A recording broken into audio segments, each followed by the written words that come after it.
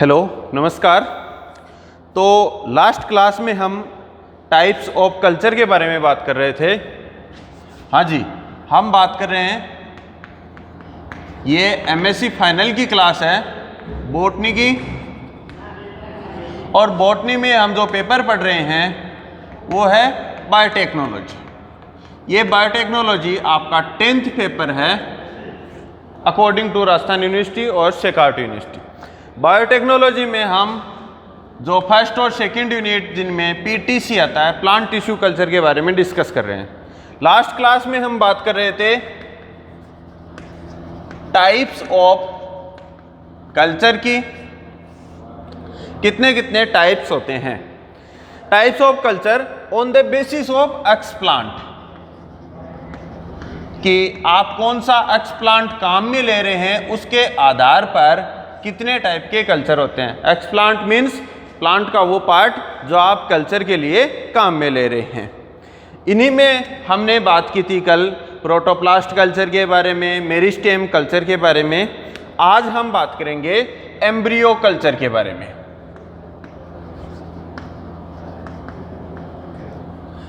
Embryo culture, embryo culture का मतलब है कि आप एक मैच्योर या इमेच्योर एम्ब्रियो को आइसोलेट करो, उसको एक्सरसाइज करो, एक्सरसाइज करवा के एक एसेप्टिकली कल्चर मीडियम पे ग्रो करवाओ, उसे हम बोलते हैं एम्ब्रियो कल्चर। तो एम्ब्रियो कल्चर क्या है? आइसोलेटिंग इमेच्योर और mature embryo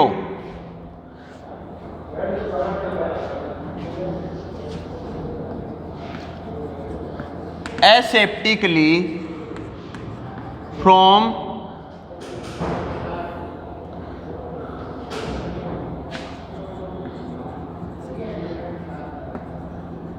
developing from ovule and growing on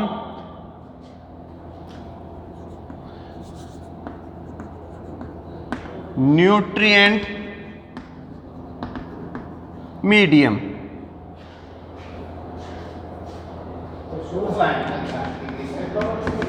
with the goal of obtaining viable plants.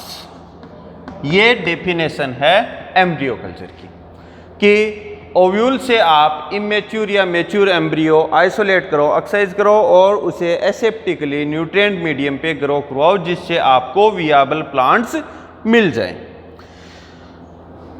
तो मैच्योर या इमेच्योर एम्ब्रियो आप काम में ले रहे हो, इसकी बेसिस पे एम्ब्रियो कल्चर दो टाइप की होती है। एक तो बाई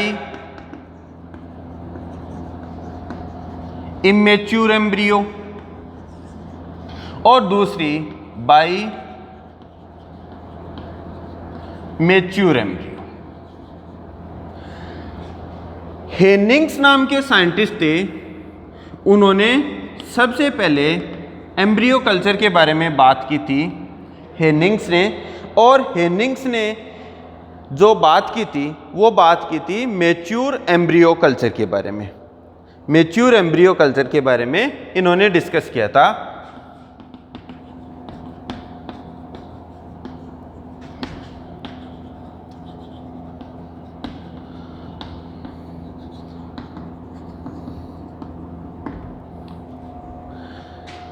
इमेच्योर और मैच्योर एम्ब्रियो कल्चर में डिफरेंस ये है कि अगर हम मैच्योर एम्ब्रियो आइसोलेट करते हैं और उन्हें कल्चर करवाते हैं तो वो फास्टली ग्रो होते हैं, ग्रो फास्ट।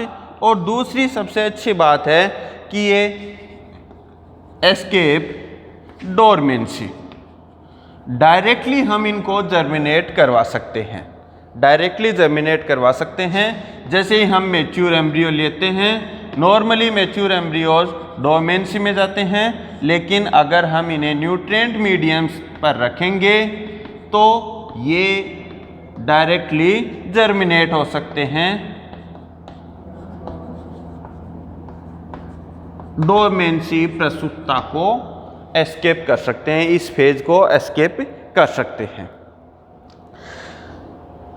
यहीं पर अगर हम इमेच्योर एम्ब्रियो लेकर कल्चर करवाएं तो इमेच्योर एम्ब्रियो लेकर अगर हम कल्चर करवाते हैं तो ये थोड़ा स्लोली ग्रो होते हैं। दूसरी बात, ये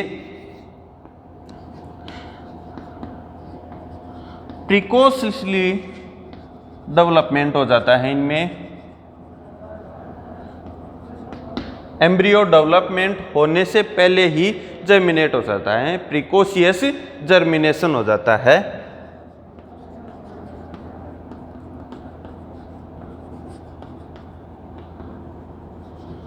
प्रिकोशियस जर्मिनेशन होता है, ये इनका एक नेगेटिव इफेक्ट है इमेच्योर एम्ब्रियो कल्चर का। मैच्योर एम्ब्रियो कल्चर से हमें फ़ायदा ये है कि हम डोरमेंसी फेज को एस्केप कर सकते हैं।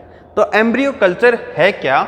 एम्ब्रियो कल्चर मैच्योर या इमेच्योर एम्ब्रियोज को न्यूट्रिएंट मीडियम पे ग्रो करवाएं, जिससे हम जो डोरमेंसी फेज है उसको एस्केप कर सकें।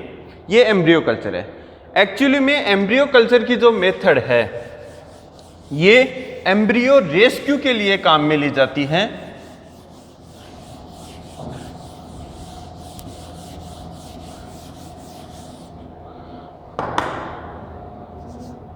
एम्ब्रियो कल्चर ये एक एम्ब्रियो रेस्क्यू की मेथड है।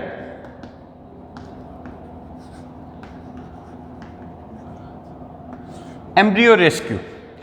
अब बात आई कि ये एम्ब्रियो रेस्क्यू क्या है। एम्ब्रियो रेस्क्यू क्या होते हैं?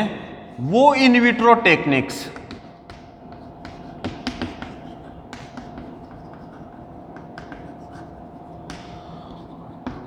whose purpose is to promote embryo development। ऐसी इन विट्रो टेक्निक्स जिनसे एम्ब्रियो डेवलपमेंट को हम प्रमोट करते हैं, उन टेक्निक्स को सभी को मिलाकर हम कलेक्टिवली एक नाम देते हैं एम्ब्रियो रेस्क्यू। एम्ब्रियो डेवलपमेंट को प्रमोट करती हैं ये एम्ब्रियो रेस्क्यू वाली टेक्निक्स। इनमें जो एम्ब्रियो होते हैं वो या तो वीक होते हैं,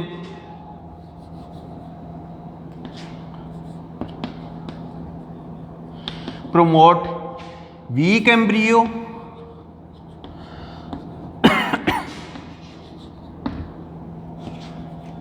या प्रमोट एंडोस्पर्म लेस एम्ब्रियो। ऐसे एम्ब्रियो जिनमें एंडोस्पर्म ना बना हो उनको प्रमोट करती हैं इनटू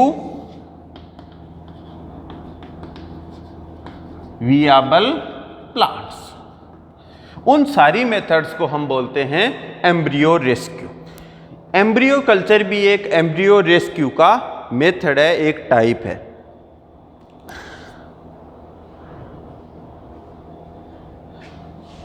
एम्ब्रियो कल्चर से हम इसकी अगर हम एप्लीकेशंस की बात करें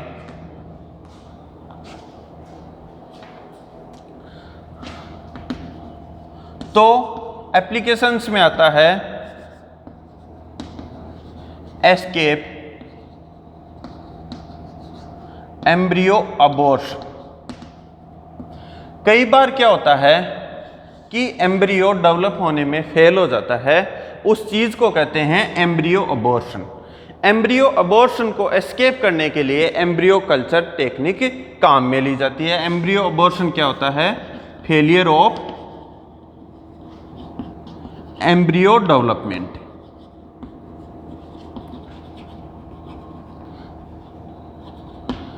एम्ब्रियो डेवलपमेंट में अगर पूरा नहीं हो उसे हम बोलते हैं एम्ब्रियो अबॉर्शन। तो एम्ब्रियो अबॉर्शन से बचाने का एक तरीका है एम्ब्रियो कल्चर, और इसे हम दूसरे शब्दों में क्या कह सकते हैं कि ये एम्ब्रियो कल्चर एम्ब्रियो रेस्क्यू करने का एक तरीका है।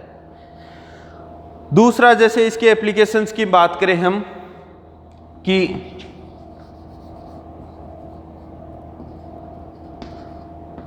Embryo rescue in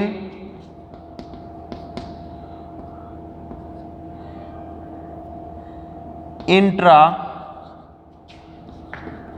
specific hybridisation. कई बार क्या होता है, अगर हम दो स्पीसीज के बीच में हाइब्रिडाइजेशन करवाते हैं तो एंडोस्पर्म का डेवलपमेंट नहीं हो पाता, एम्ब्रियो प्रॉपरली डेवलप नहीं हो पाते। उस जगह एम्ब्रियो कल्चर मेथड से हम एम्ब्रियो रेस्क्यू करवाते हैं, एम्ब्रियो प्रॉपर एम्ब्रियो डेवलपमेंट करवाते हैं, इंट्रा स्पेसिफिक हाइब्रिडाइजेशन की अगर बात हो। इसके अलावा हम बात करें इसके एप्लीकेशंस की, तो इससे जो ब्रीडिंग साइकिल्स हैं उनको छोटा कर सकते हैं हम, शॉर्टनिंग ऑफ ब्रीडिंग साइकिल्स, ये भी एक एम्ब्रियो कल्चर की एप्लीकेशन है। इंटर स्पेसिफिक हाइब्रिड्स बना सकते हैं,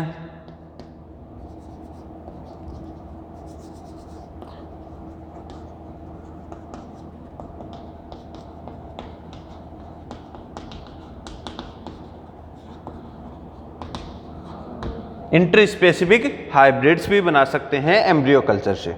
कुल मिलाकर यहाँ पर जो वर्ड है वो एम्ब्रियो रेस्क्यू, एम्ब्रियो अबॉर्शन, इन शब्दों को आपको ध्यान में रखना है एम्ब्रियो कल्चर में।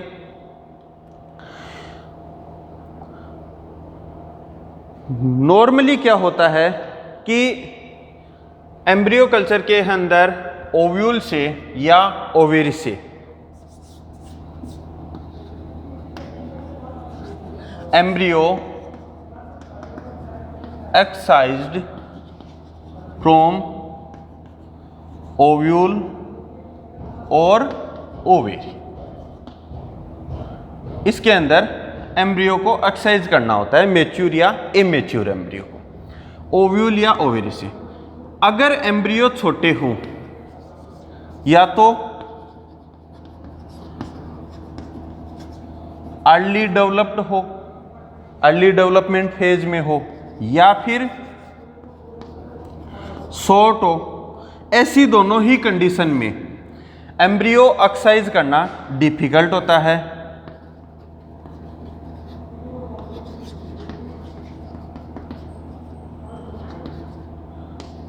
ये डिफिकल्ट टास्क होता है और इस कंडीशन में ओव्यूल या ओवेरी इन्हें डायरेक्टली कल्चर किया जाता है, ओव्यूल या ओवेरी को डायरेक्टली कल्चर किया जाता है। तो ओव्यूल को अगर कल्चर कर रहे हैं तो हम उसे ओव्यूल कल्चर बोलेंगे, ओवेरी को डायरेक्टली हम कल्चर कर रहे हैं तो ओवेरी कल्चर बोलेंगे। इन वर्ड्स में कंफ्यूज नहीं होना। ये है एम्ब्रियो कल्चर के बारे में।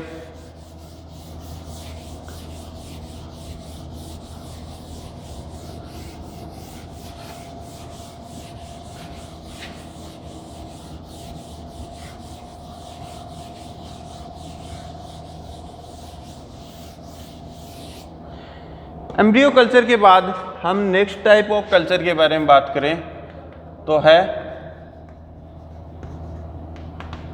Haploid culture.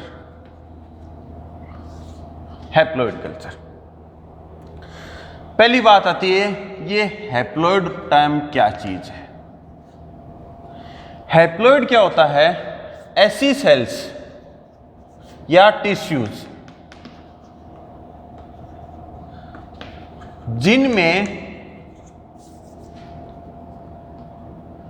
Gametic number of chromosomes पाए जाते हों।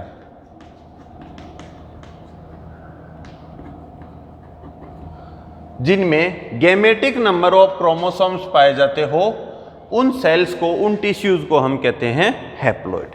दूसरे टाइप के टिश्यूज होते हैं डिप्लॉइड। डिप्लॉइड टिश्यूज वो जिनमें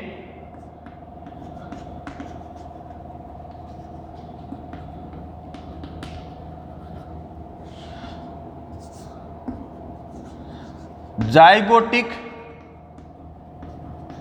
नंबर ऑफ क्रोमोसोम्स पाए जाते हों उन्हें हम बोलते हैं diploid cells, zygotic number of chromosomes. Zygotic को हम एक्सप्रेस करते हैं 2n से और गैमेटिक को करते हैं n से। तो जिनमें n नंबर ऑफ क्रोमोसोम्स हो वो हैप्लॉइड सेल्स, जिनमें 2n नंबर ऑफ क्रोमोसोम्स हो वो diploid cells.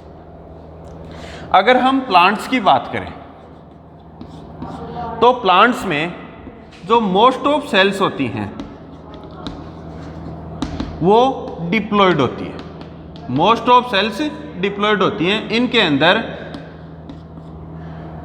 Zygotic number of chromosomes present होते हैं, 2n number of chromosomes present होते हैं। लेकिन प्लांट्स में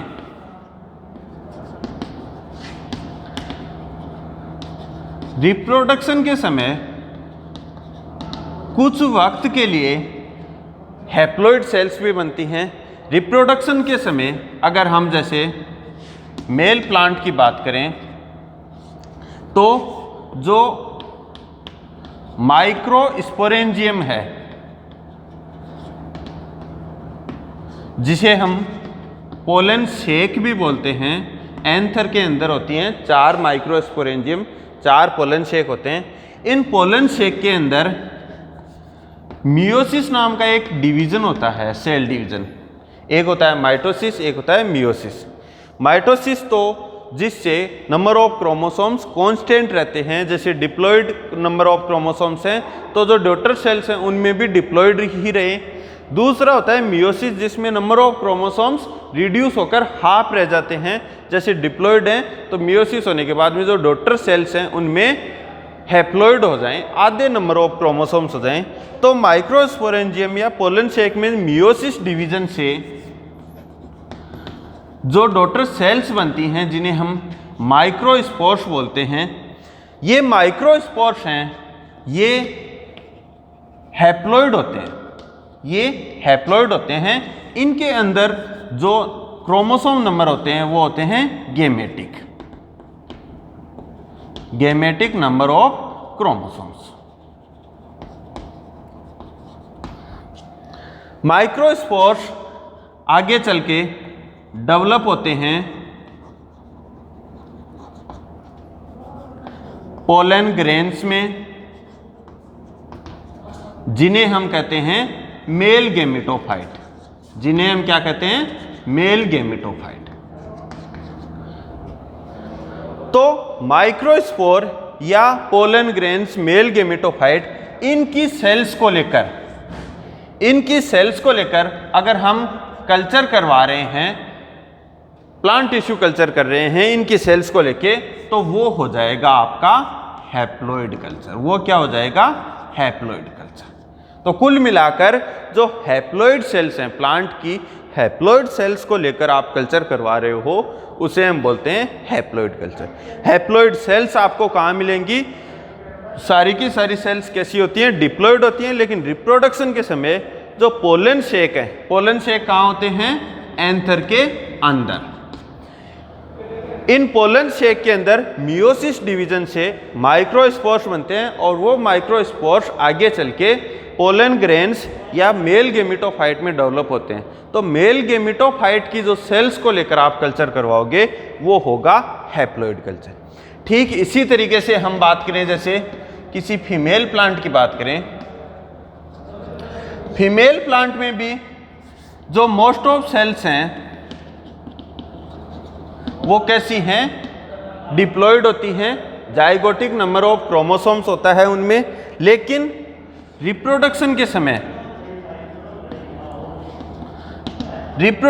समय जो मेगास्पोरेंजियम है, जिसे हम ओव्यूल कह रहे हैं, ये मेगास्पोरेंजियम के अंदर मियोसिस नाम का डिवीजन होता है और इस मियोसिस से मेगास्पोर्स बनते हैं। मियोसिस से मेगास्पोर बनते हैं, जिसे हम एम्ब्रियो शेक कहते हैं। मेगास्पोर बनते हैं। ये मेगास्पोर आगे चल के डेवलप होते हैं एम्ब्रियो सेक या फीमेल गेमिटोफाइट में। एम्ब्रियो सेक या फीमेल गेमिटोफाइट में डेवलप होते हैं।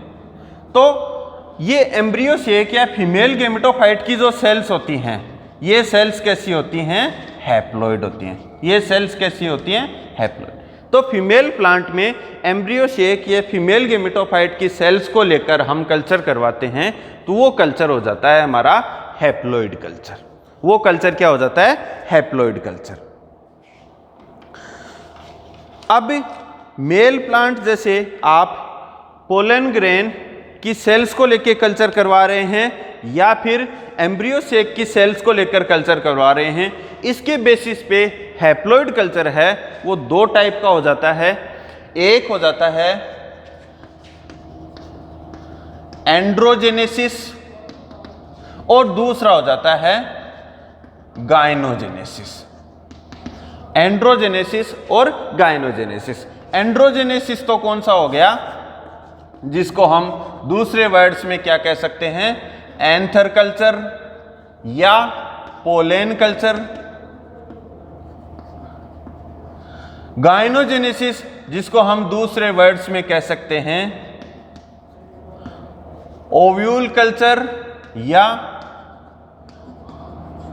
Ovary culture. एंड्रोजेनेसिस में क्या होता है कि जो एक्सप्लांट होता है, जो प्लांट पार्ट हम काम में ले रहे हैं, वो होता है cells of pollen grain. Pollen grain की सेल्स होती हैं। अब पोलन ग्रेन क्या होते हैं कि बहुत ही माइक्रोस्कोपिक स्ट्रक्चर होती हैं, तो उन पोलन ग्रेन्स को अलग आइसोलेट करना और उन्हें कल्चर करवाना थोड़ा डिफिकल्ट होता है। तो इसलिए हम क्या करते हैं कि पूरे के पूरे एंथर को कल्चर करवा लेते हैं, और उस एंथर के अंदर ओबियसली पोलन ग्रेन्स होते ही होते हैं। भाई एक डेवलपिंग एंथर को हम ले लेते हैं और उसके अंदर जो पोलन ग्रेन्स हैं उन्हें हम आगे कल्चर करवाते हैं। तो इसलिए हम इसे एंथर कल्चर भी बोल देते हैं या पोलन कल्चर भी बोल देते हैं। एंथर कल्चर क्यों बोलते हैं? क्योंकि हम एंथर को कल्चर करवाते हैं। और एंथर को कल्चर क्यों करवाते हैं? हमारा मोटिव है हैप्लॉइड कल्चर का। बात हम हैप्लॉइड के कल्चर की कर रहे हैं, तो एंथर को कल्चर क्यों करवाते हैं? क्योंकि पोलन ग्रेन्स बहुत ही माइक्रोस्कोपिक स्ट्रक्चर्स होती हैं, उन्हें आइसोलेट करना डिफिकल्ट होता है, इसलिए एंथर को कल्चर करवा के हम हैप्लॉइड प्लांट्स प्राप्त करते हैं। तो ये तो हो गया एंड्रोजेनेसिस। गायनोजेनेसिस में क्या होता है? ओव्यूल या ओवेरी को कल्चर करवाते हैं, क्योंकि एम्ब्रियो शेक होता है उसको एक्सरसाइज करना डिफिकल्ट होता है, उसकी सेल्स को एक्सरसाइज करना डिफिकल्ट होता है, इसलिए ओव्यूल या ओवेरी को कल्चर करवाते हैं और उससे हम हैप्लॉइड प्लांट्स प्राप्त करते हैं। एक खास बात आपको ध्यान ये रखनी है कि इससे जस्ट पहले वाले टाइप्स हम पढ़ रहे थे एम्ब्रियो कल्चर, वहाँ भी हमने ओव्यूल और ओवेरी कल्चर के बारे में बात की थी। उसमें और यहाँ डिफरेंस ये है कि वहाँ पर हम बात कर रहे थे डिप्लॉयड प्लांट्स की। आफ्टर फर्टिलाइजेशन अगर हम सेल्स ले रहे हैं तो वो सेल्स क्या हो जाएंगी? डिप्लॉयड हो जाएंगी, क्योंकि हमें भी पता है कि पोलन ग्रेन्स इनसे जो मेल गैमेट्स बनेंगे वो हैप्लॉइड होंगे। ये फ्यूज होते हैं एम्ब्रियो शेक के अंदर, जो फीमेल गैमेट होते हैं जिसे हम एग कहते हैं, उसके साथ फ्यूज होकर नॉर्मली क्या बनाते हैं? Zygotic number of chromosome restore होते हैं और एम्ब्रियो बनता है। वहाँ पर हम एम्ब्रियो को कल्चर करवाने की बात कर रहे थे, जो डिप्लॉयड नंबर ऑफ क्रोमोसोम्स होते हैं। आफ्टर फर्टिलाइजेशन बात थी, और यहाँ हम बात कर रहे हैं बिफोर फर्टिलाइजेशन। अगर हम कल्चर करवा रहे हैं तो बिफोर फर्टिलाइजेशन की जब जो gametic number of chromosomes fuse होकर जो zygotic number of chromosome restore नहीं करते हैं, उससे पहले की बात कर रहे हैं। तो यहाँ पर जो क्रोमोसोम नंबर हैं प्लांट्स में, जो नए प्लांट्स मिलेंगे हमें, उनमें सभी में क्या होंगे? गेमेटिक नंबर ऑफ क्रोमोसोम्स होंगे, जाइगोटिक के आधे, जिसे हम हैप्लॉइड कहते हैं। तो ये दो टाइप का हो गया, एंड्रोजेनेसिस और गायनोजेनेसिस। इनके बारे में हम नेक्स्ट क्लास में बात करेंगे कि एंड्रोजेनेसिस क्या होता है, किसने ऑब्जर्व किया, और गायनोजेनेसिस क्या होता है, इनके एप्लीकेशंस क्या क्या है। Thank you.